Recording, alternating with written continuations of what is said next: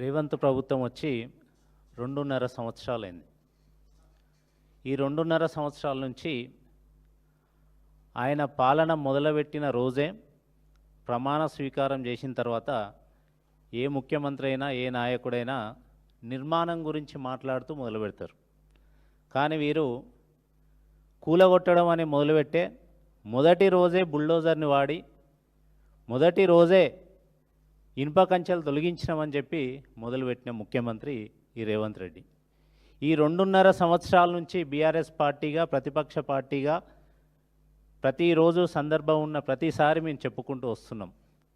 వీరిది నియంతృత్వ పాలన, నియంత పోకడ, అరాచక అక్రమ పాలన, ప్రశ్నించే వారిపై జర్నలిస్టులపై కేసులు, అసెంబ్లీలో స్వయంగా ముఖ్యమంత్రే జర్నలిస్టులను రోడ్డు మీద బట్టలు ఊడదీసి కొడతాం అని మాట్లాడిన ముఖ్యమంత్రి,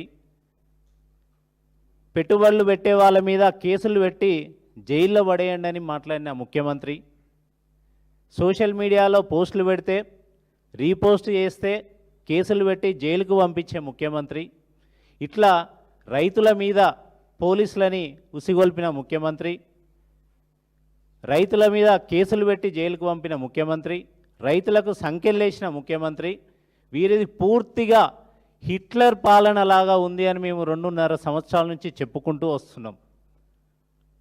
మేము చెప్పిందే నిజం అన్నట్టు మొన్న బెంగళూరులో ఒక జర్నలిస్ట్కి ఇచ్చిన ఇంటర్వ్యూలో నాకు హిట్లర్ స్ఫూర్తి అని వారే ఒప్పుకున్నారు. మేమేమంటున్నామంటే మీకు హిట్లర్ స్ఫూర్తి కాదు, మీరే హిట్లర్. 1940